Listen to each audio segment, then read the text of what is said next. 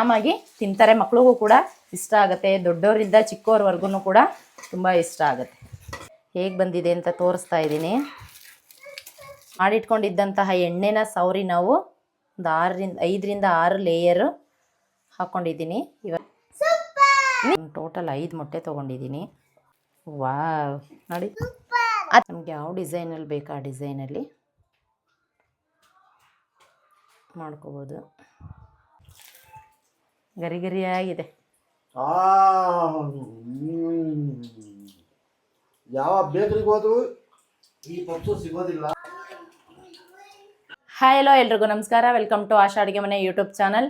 ಇವತ್ತು ನಾನು ಮನೇಲಿ ಸಿಂಪಲ್ಲಾಗಿ ಎಗ್ ಪಫ್ನ ಮಾಡ್ತಾ ಇದ್ದೀನಿ. ಎಗ್ ಪಫ್ ಮಾಡೋದಕ್ಕೆ ಏನೇನು ಇಟ್ಕೊಂಡಿದ್ದೀನಿ ತೋರಿಸ್ತೀನಿ ಬನ್ನಿ. ಇಲ್ಲಿ ನಾನು 1.5 ಕಪ್ ಆಗುವಷ್ಟು ಮೈದಾ ಹಿಟ್ಟನ್ನು ಇಟ್ಕೊಂಡಿದ್ದೀನಿ. ನಿಮಗೆ ಬೇಕಾದರೆ ಗೋಧಿ ಹಿಟ್ಟಲ್ಲೂ ಕೂಡ ಮಾಡ್ಕೋಬೋದು, ಬಟ್ ನಾನಿವತ್ತು ಮೈದಾ ಹಿಟ್ಟಲ್ಲಿ ಪಫ್ನ ಮಾಡ್ತಾಯಿದ್ದೀನಿ. ತುಂಬ ಚೆನ್ನಾಗಿ ಬರುತ್ತೆ. ಇದು ಚಿಲ್ಲಿ ಪೌಡರು, ಧನಿಯಾ ಪುಡಿ, ಗರಂ ಮಸಾಲ, ಅರಶಿನ ಪುಡಿ, ಉಪ್ಪು, ಸ್ವಲ್ಪ ಜೀರಿಗೆ, ಮತ್ತು ಇದು ಈರುಳ್ಳಿ, ಕ್ಯಾಪ್ಸಿಕಮ್ ಬೇಕಂದರೆ ಹಾಕೋಬೋದು. ನಾವು ಮನೇಲಿ ಮಾಡ್ತಾ ಇರೋದ್ರಿಂದ ಮಕ್ಕಳು ತಿನ್ನಲಿ ಚೆನ್ನಾಗಿರುತ್ತೆ ಟೇಸ್ಟು ಅಂತ ಅಂದ್ಬಿಟ್ಟು ಕ್ಯಾಪ್ಸಿಕಮ್ನು ಕೂಡ ಯೂಸ್ ಮಾಡ್ತಾ ಇದ್ದೀನಿ. ಒಂದೇ ಒಂದು ಅರ್ಧ ಸ್ಪೂನು ಶುಂಠಿ ಬೆಳ್ಳುಳ್ಳಿ ಪೇಸ್ಟು, ಒಂದೇ 2 ಹಸಿಮೆಣಸಿನ್ಕಾಯಿ ಹಾಕಿದ್ದೀನಿ. ಏಕೆಂದರೆ ಚಿಲ್ಲಿ ಪೌಡ್ರು ಕೂಡ ಯೂಸ್ ಮಾಡ್ತಾ ಇದ್ದೀನಲ್ಲ, ಸೊ ಅದಕ್ಕೆ ಕೊತ್ತಂಬರಿ ಸೊಪ್ಪು, ಇಷ್ಟು ಐಟಮ್ಸ್ ಬೇಕು. ಸಿಂಪಲ್ಲಾಗಿ ಮನೇಲೇ ಇರುವಂತಹ ಐಟಮ್ಗಳನ್ನ ಯೂಸ್ ಮಾಡಿಕೊಂಡು ಈಸಿಯಾಗಿ ಬೇಗನೆ ಮಾಡ್ಬೋದು. ಮತ್ತು ಇಲ್ಲಿ ನಾನು ಮೊಟ್ಟೆನ ಬೇಯಕ್ಕೆ ಹಾಕಿದ್ದೀನಿ. ಒಂದು 5 ಮೊಟ್ಟೆ ಇದೆ. ಇವಾಗ ಫಸ್ಟು ನಾನು ಹಿಟ್ಟನ್ನ ಕಲಿಸ್ಕೋಬೇಕು.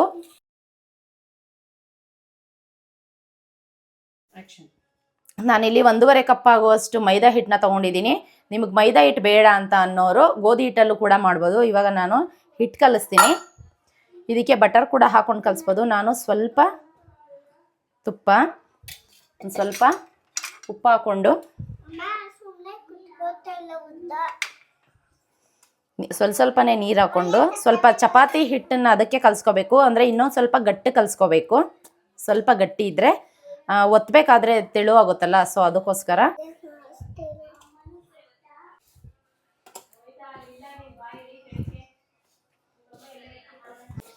ಇವಾಗ ಹಿಟ್ಟು ಕಲಸಿದ್ದೆಲ್ಲ ಆಗಿದೆ. ಚೆನ್ನಾಗಿ ನಾದ್ಕೋಬೇಕು. ಚೆನ್ನಾಗಿ ನಾದ್ಬಿಟ್ಟು ಸ್ವಲ್ಪ ಹೊತ್ತು ಪಲ್ಯ ಮಾಡೋವರೆಗೂ ಇದನ್ನು ರೆಸ್ಟ್ ಮಾಡೋಕ್ಕೆ ಬಿಡೋಣ. ಇಷ್ಟು ಗಟ್ಟಿ ಇದ್ದರೆ ಸಾಕು. ಹಿಟ್ಟು ಸ್ವಲ್ಪ ಹೊತ್ತು ನೆನಿಲಿ. ಅಷ್ಟರಲ್ಲಿ ನಾನು ಮೊಟ್ಟೆ ಬಿಡಿಸ್ಕೊಂಡಿದ್ದೀನಿ. ಇವಾಗ ನಾನು ಮೊಟ್ಟೆಗೆ ತುಂಬಕ್ಕೆ ಪಲ್ಯ ಬೇಕಲ್ವಾ, ಸ್ಟಫಿಂಗು, ಅದನ್ನು ರೆಡಿ ಮಾಡೋಣ. ಸ್ವಲ್ಪ ಎಣ್ಣೆ ಹಾಕಿದ್ದೀನಿ. ಎಣ್ಣೆ ಕಾದಿದೆ. ಸ್ವಲ್ಪ ಜೀರಿಗೆ ಹಾಕ್ತಾಯಿದ್ದೀನಿ. ಈರುಳ್ಳಿ ಮತ್ತು ಹಸಿಮೆಣಸಿನ್ಕಾಯಿ ಹಾಕ್ತಾಯಿದ್ದೀನಿ.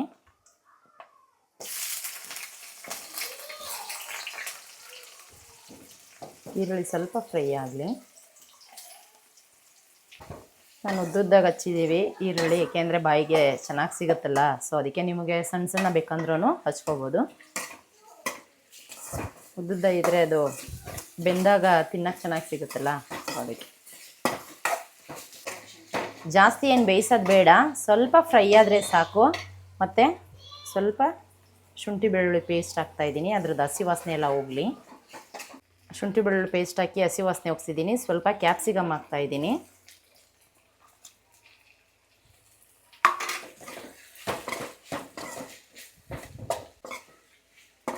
ಸೊ ನಾನು ಕ್ಯಾಪ್ಸಿಕಮ್ ಮನೇಲಿ ಇತ್ತು ಅಂತ ಹಾಕ್ಕೊಂಡಿದ್ದೀನಿ. ಸೊ ನಿಮಗೆ ಬೇಡ ಅಂತ ಅಂದರೆ ಸ್ಕಿಪ್ ಮಾಡ್ಬೋದು. ನಾನು ಎಗ್ಗಿತ್ತು ಅಂತ ಅಂದ್ಬಿಟ್ಟು ಎಗ್ ಪಫ್ಸ್ ಮಾಡ್ತಾಯಿದ್ದೀನಿ. ನೀವು ಸೇಮ್ ಮಸಾಲೆಗಳನ್ನ, ಇದೇ ಐಟಮ್ಸ್ಗಳನ್ನ ಹಾಕ್ಕೊಂಡು ವೆಜ್ ಪಫ್ಸ್ ಮಾಡ್ಬೋದು. ಬೀನ್ಸು, ಕ್ಯಾರೆಟು, ಬಟಾಣಿ, ಆಲೂಗೆಡ್ಡೆ ಎಲ್ಲ ಹಾಕ್ಕೊಂಡು, ಮತ್ತು ಪನ್ನೀರ್ ಹಾಕ್ಕೊಂಡು, ಸೇಮ್ ವೆಜ್ ಪಫ್ಸ್ ಹೆಂಗೆ ಮಾಡ್ತೀವಿ ಅದೇ ಥರ ಮಸಾಲೆ ಮಾಡಿಕೊಂಡು, ವೆಜ್ದು ಮಸಾಲೆಗೆ ಪನ್ನೀರನ್ನ ಫ್ರೈ ಮಾಡಿ ಹಾಕ್ಕೊಂಡು ಪನ್ನೀರ್ ಪಫ್ಸು ಕೂಡ ಮಾಡ್ಬೋದು. ಅದೇ ರೀತಿ ಮತ್ತು ಮಶ್ರೂಮ್ನು ಸಣ್ಣ ಸಣ್ಣ ಕಟ್ ಮಾಡಿಕೊಂಡು ಮಶ್ರೂಮ್ ಪಫ್ಸ್ನೂ ಕೂಡ ಮಾಡ್ಬೋದು. ಮಕ್ಕಳು ತರಕಾರಿ ಏನು ತಿನ್ನಲ್ಲ, ಅದನ್ನು ಅದರೊಳಗಡೆ ಇದು ನಾವು ಮಾಡುವಂತಹ ಅಡುಗೆಗೆ ಹಾಕ್ಕೊಂಡು ಆರಾಮಾಗಿ ಮಾಡಿಕೊಟ್ರೆ ಕುರುಕು ತಿಂಡಿಗಳಲ್ವಾ, ಆರಾಮಾಗಿ ತಿಂತಾರೆ. ಮಕ್ಳಿಗೂ ಕೂಡ ಇಷ್ಟ ಆಗುತ್ತೆ, ದೊಡ್ಡವರಿಂದ ಚಿಕ್ಕವರವರೆಗೂ ಕೂಡ ತುಂಬ ಇಷ್ಟ ಆಗುತ್ತೆ. ಫ್ರೈ ಆಗಿದೆ. ಸ್ವಲ್ಪ ಅರಿಶಿನ ಹಾಕ್ತಾಯಿದ್ದೀನಿ.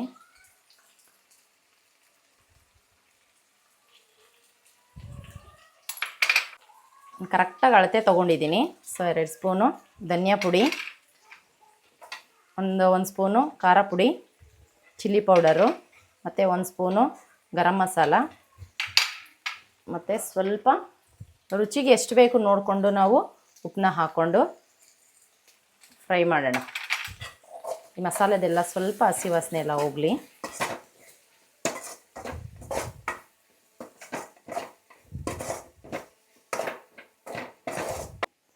ಇದಾಗಿದೆ ಮಸಾಲೆ ಎಲ್ಲ ಫ್ರೈ ಆಗಿ ನೀಟಾಗೆ. ನಾನು ಕೊತ್ತಂಬರಿ ಸೊಪ್ಪನ್ನ ಹಾಕ್ಬಿಟ್ಟು ಫ್ಲೇಮ್ನ ಆಫ್ ಮಾಡ್ತೀನಿ. ಇದೇನು ಜಾಸ್ತಿ ಬೇಯೋ ಅವಶ್ಯಕತೆ ಇಲ್ಲ, ಏಕೆಂದರೆ ಮತ್ತೆ ಬೇಯಿಸ್ತೀವಲ್ಲ, ಸೊ ಅದಕ್ಕೆ. ಇದು ರೆಡಿಯಾಗಿದೆ.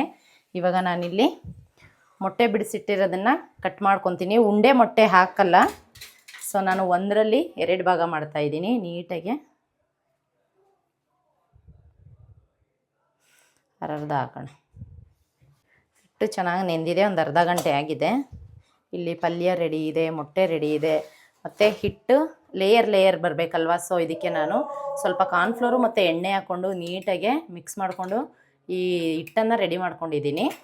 ಇವಾಗ ನೀಟಾಗಿ ಸಣ್ಣ ಸಣ್ಣ ಉಂಡೆಗಳನ್ನು ಮಾಡಿಕೊಂಡು ಚಪಾತಿ ಥರ ಲಟ್ಟಿಸ್ಕೊಳ್ಳೋಣ. ಹಿಟ್ಟು ಕಲಿಸುವಾಗ ಮತ್ತು ಈ ಹಿಟ್ಟನ್ನು ರೆಡಿ ಮಾಡ್ಕೊಳ್ಳೋದಕ್ಕೆ ಕೆಲವರು ಬಟರ್ ಯೂಸ್ ಮಾಡ್ತಾರೆ, ಕೆಲವರು ದಾಲ್ಡ ಯೂಸ್ ಮಾಡ್ತಾರೆ. ಬಟ್ ನಾನು ಎಣ್ಣೆ ಯೂಸ್ ಮಾಡಿದ್ದೀನಿ, ಮತ್ತು ಹಿಟ್ಟು ಕಲಿಸ್ಬೇಕಾದ್ರೆ ಸ್ವಲ್ಪ ತುಪ್ಪನ ಯೂಸ್ ಮಾಡಿದ್ದೀನಿ.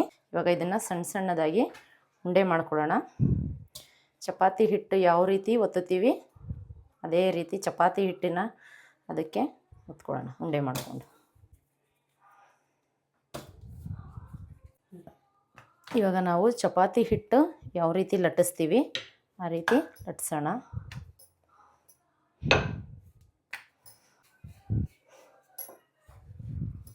ಎಲ್ಲ ಚಪಾತಿಗಳನ್ನೂ ಕೂಡ ಲಟ್ಟಿಸ್ಕೊಂಡಿದ್ದೀನಿ. ಈ ಲಟ್ಟಿಸ್ಕೊಂಡಿರುವಂಥ ಚಪಾತಿಗೆ ನಾನು ಈ ಹಿಟ್ಟು ರೆಡಿ ಮಾಡಿ ಇಟ್ಕೊಂಡಿರೋ ಹಿಟ್ಟನ್ನು ನೀಟಾಗಿ ಸವರಬೇಕು. ಕೈಯಲ್ಲೇ ಸವರೋಣ.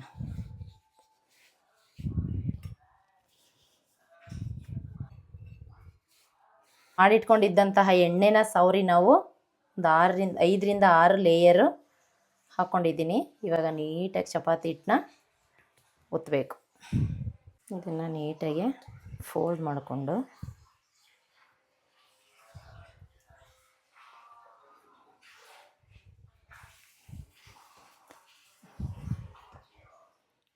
ಹಿಟ್ಟನ್ನು ಇದನ್ನು ಮತ್ತೆ ಲಟ್ಟಿಸೋಣ. ಇವಾಗ ನೀಟಾಗೆ ಹಿಟ್ಟನ್ನ ಚೆನ್ನಾಗಿ ಲಟ್ಸಿದ್ದೀವಿ.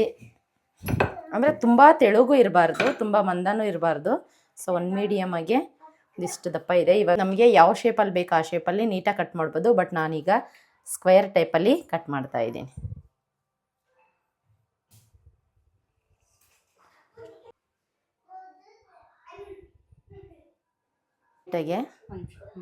ನೀಟಾಗಿ ಬಂದಿದೆ. ಇವಾಗ ಇದಕ್ಕೆ ನಾವು ರೆಡಿ ಮಾಡ್ಕೊಂಡಿರೋಂಥ ಪಲ್ಯನ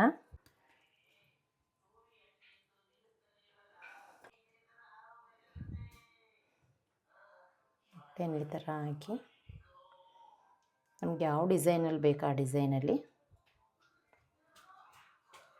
ಮಾಡ್ಕೋಬೋದು. ಇದಕ್ಕೆ ಸ್ವಲ್ಪ ಅಕ್ಕಿ ಹಿಟ್ಟು ಅಥವಾ ಮೈದಾ ಏನಾದರೂ ಮಿಕ್ಸ್ ಮಾಡಿಕೊಂಡು ಹಿಟ್ಟು ಮಾಡಿಕೊಂಡು ಇದೇ ಥರ ಮಾಡಿಕೊಂಡು ಕಲಿಸ್ಕೊಂಡು ಇದನ್ನು ಫೋಲ್ಡ್ ಮಾಡಬೇಕಾಗುತ್ತೆ. ಏಕೆಂದರೆ ಎಣ್ಣೆಗೆ ಬಿಟ್ಟಾಗ ಇದು ಓಪನ್ ಆಗುತ್ತೆ. ಓಪನ್ ಆದಾಗ ಅದು ಮೊಟ್ಟೆ ಮಸಾಲೆ ಎಲ್ಲ ಈಚೆ ಬರುತ್ತಲ್ಲ, ಸೊ ಅದಕ್ಕೆ ಇವಾಗ ಎಲ್ಲ ಮೊಟ್ಟೆಗಳನ್ನೂ ಇದಕ್ಕೆ ತುಂಬಿಟ್ಟು ಸಿಗೋಣ. ಚೆನ್ನಾಗಿ ಬಂದೈತಾ? ನಾವು ತೊಗೊಂಡಿದ್ದ ಮಸಾಲೆ, ಮಾಡ್ಕೊಂಡಿದ್ದ ಮೊಟ್ಟೆ, ಇದು ಹಿಟ್ಟು ಎಲ್ಲ ಕರೆಕ್ಟಾಗಿದೆ.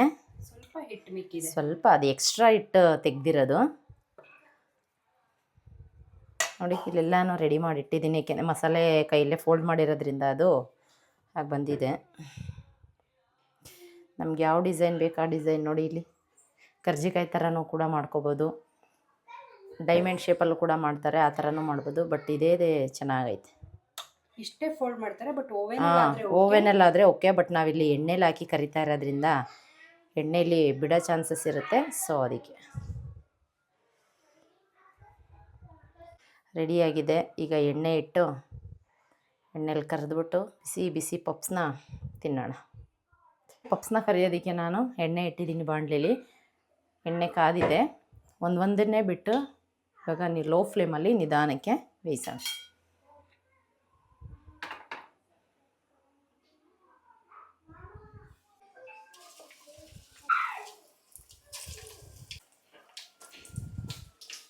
ನೀಟಾಗಿ ಲೋ ಫ್ಲೇಮಲ್ಲಿ ಬೇಯಿಸೋಣ. ನಿಧಾನಕ್ಕೆ ಬೇಯ್ತಾ ಇದೆ ನೋಡಿ. ನಾವು ಫೋಲ್ಡ್ ಮಾಡಿ ಲೇಯರ್ ಮಾಡಿಸಿದ್ವಲ್ಲ, ಅದೆಷ್ಟು ಚೆನ್ನಾಗಿ ಕಾಣಿಸ್ತಾ ಇದೆ. ತುಂಬ ಚೆನ್ನಾಗಿ ಬಂದಿದೆ. ನೀವು ಒಂದ್ಸಲ ಟ್ರೈ ಮಾಡಿ. ಮಕ್ಕಳು ಬೇಕ್ರಿಲೆಲ್ಲ ತಂದುಕೊಡೋದ್ಕಿಂತ ಆರಾಮಾಗಿ ಮನೇಲೇ ಇರೋವಂಥ ವಸ್ತುಗಳನ್ನ ಯೂಸ್ ಮಾಡಿಕೊಂಡು ಮನೇಲೇ ಮಾಡಿ ಹೆಲ್ದಿಯಾಗಿ ಕೊಡ್ಬೋದು ಮಕ್ಕಳಿಗೆ. ನೋಡಿ, ಇದನ್ನು ಸ್ವಲ್ಪ ಕಂದು ಬಣ್ಣ ಬರೋವರೆಗೂ ಬೇಯಿಸೋಣ. ಸ್ವಲ್ಪ ಟೈಮ್ ಹಿಡಿಯುತ್ತೆ ಅನ್ನೋದು ಬಿಟ್ಟರೆ ಏನು ಅಷ್ಟೊಂದು ಕಷ್ಟದ ಕೆಲಸ ಏನಲ್ಲ ಅಲ್ವಾ ಅಶ್ವಿನಿ? ಮನೇಲೇ ಇರುತ್ತೆ ಎಲ್ಲ ಪದಾರ್ಥಗಳು, ಆರಾಮಾಗಿ ಮಾಡ್ಬೋದು. ಬಟ್ ಸ್ವಲ್ಪ ಟೈಮ್ ಹಿಡಿಯುತ್ತೆ ಅಷ್ಟೆ. ಇವಾಗ ನೀಟಾಗೆಲ್ಲ ಫ್ರೈ ಆಗಿದೆ, ತೆಗಿತಾ ಇದ್ದೀನಿ.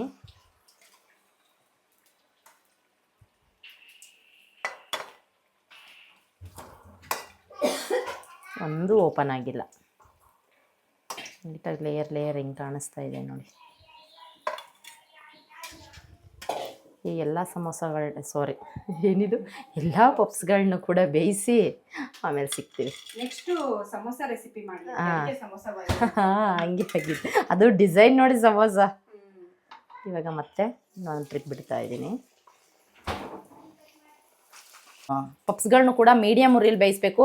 ಜಾಸ್ತಿ ಹೈ ಫ್ಲೇಮಲ್ಲಿ ಬೇಯಿಸಿದ್ರೆ ಮೇಲ್ ಮಾತ್ರ ಎಲ್ಲ ಸೀದಂಗೆ ಆಗುತ್ತೆ, ಕಲರ್ ಬಂದು ಒಳಗಡೆ ಲೇಯರ್ ಬೆಂದಿರಲ್ಲ. ಸೊ ನೀಟಾಗಿ ಗ್ಯಾಸ್ ಸ್ಟವ್ನ ಮೀಡಿಯಮ್ ಉರಿಯಲ್ಲಿ ಇಟ್ಕೊಂಡು ಬೇಯಿಸ್ಬೇಕಾಗತ್ತೆ. ನೋಡಿ, ನೀಟಾಗಿ ಬೆಂದಿದೆ. ಎಲ್ಲ ಪಪ್ಸ್ಗಳು ಕೂಡ ಬೆಂದಿದೆ. ಈಗ ನಾನು ಎತ್ತಿ ಸರ್ವಿಂಗ್ ಪ್ಲೇಟ್ಗೆ ಹಾಕ್ತೀನಿ. ಹೇಗೆ ಬಂದಿದೆ ಅಂತ ತೋರಿಸ್ತಾ ಇದ್ದೀನಿ.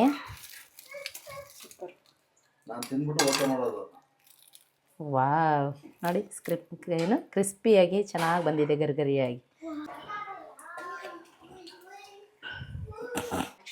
ಇವಾಗ ನಾನು ನಮ್ಮ ಮಾವನಿಗೆ ಟೇಸ್ಟ್ ಮಾಡೋಕೆ ಕೊಡ್ತಾ ಇದ್ದೀನಿ. ಕಟ್ ಮಾಡಿರೋದನ್ನೇ ಕೊಡ್ತಾ ಇದ್ದೀನಿ. ತಿನ್ನಿ ಮಾವ, ಅವ್ರು ಹೇಳಿದ್ರೆ ಎಲ್ಲ ಓಕೆ ಆಗೋದು. ನಮ್ಮ ಸೊಸೆ ಮಾಡಿರೋ ತಿಂಡಿ ಮೊದಲು ತಿಂತೀನಿ. ಗರಿಗರಿಯಾಗಿದೆ. ಯಾವ ಬೇಕರಿಗೆ ಹೋದ್ರು ಈ ಪಪ್ಸು ಸಿಗೋದಿಲ್ಲ. ಅಷ್ಟು ತುಂಬಾ ಅದ್ಭುತವಾಗಿ ಮಾಡಿದ್ದಾರೆ ನಮ್ಮ ಸೊಸೆ. ನಮ್ಮ ಮಕ್ಳಿಗೋಸ್ಕರನೇ ಮಾಡಿದ ಪಪ್ಸು. ಪಾಪ ವೆಯ್ಟ್ ಮಾಡ್ತಾ ಇದ್ದಾರೆ ತಿನ್ನೋದಕ್ಕೆ. ಅವ್ರಿಗೆ ಕೊಡ್ತೀನಿ, ತಿಂದು ಏನು ಹೇಳ್ತಾರೆ ಕೇಳೋಣ. ಯಾವ್ದು ಬೇಕು? ಇದು ಬೇಕಾ? ನನ್ನ ಮಗಳಿಗೆ ದೊಡ್ಡದು ಬೇಕಂತೆ. ಮುಡ್ಲು ನಿನಗೆ ದಪ್ಪದು ಬೇಕಾ? ಸರಿ, ಬಿಸಿ ಐತೆ ನೋಡ್ಕೊಂಡು ತಿನ್ನಿರಿ. ಹೆಂಗೈತೆ ಹೇಳು. ಈಗ ನಾನು ಅಳಿಯ ತಿಂತಾನೆ. ತಿನ್ನಪ್ಪ, ಒಳಗಡೆ ತಿನ್ನು. ತೊಳಿ ಬಿಸಿ ಪಪ್ಸು ಎಲ್ಲ ರೆಡಿಯಾಗಿದೆ. ಇನ್ನೊಂದು 3 ಬೇಯ್ತಾ ಇದೆ. ಇವತ್ತು ನಮ್ಮ ಮನೇಲಿ ಕಾಫಿ ಜೊತೆ ಈವ್ನಿಂಗ್ ಸ್ನ್ಯಾಕ್ಸ್ಗೆ ಎಗ್ ಪಫ್ ನಾವು ತಿಂದು ಟೇಸ್ಟ್ ಮಾಡ್ತೀವಿ, ಮಕ್ಕಳಿಗೆಲ್ಲ ಕೊಡ್ತೀವಿ. ಮತ್ತು ಮುಂದಿನ ವಿಡಿಯೋದಲ್ಲಿ ಸಿಗ್ತೀನಿ. ಅಲ್ಲಿವರೆಗೂ ನೋಡ್ತಾ ಇರಿ ಆಶಾ ಅಡುಗೆ ಮನೆ ಯೂಟ್ಯೂಬ್ ಚಾನಲ್. ನಾನು ಮಾಡಿದ ರೆಸಿಪಿ ನಿಮ್ಗೆ ಇಷ್ಟ ಆಗಿದರೆ ನೀವು ಟ್ರೈ ಮಾಡಿ. ಕಮೆಂಟ್ ಹೇಗೆ ಬಂದಿತ್ತು ಅಂತ ಕಮೆಂಟ್ ಮಾಡಿ, ಲೈಕ್ ಮಾಡಿ, ಶೇರ್ ಮಾಡಿ.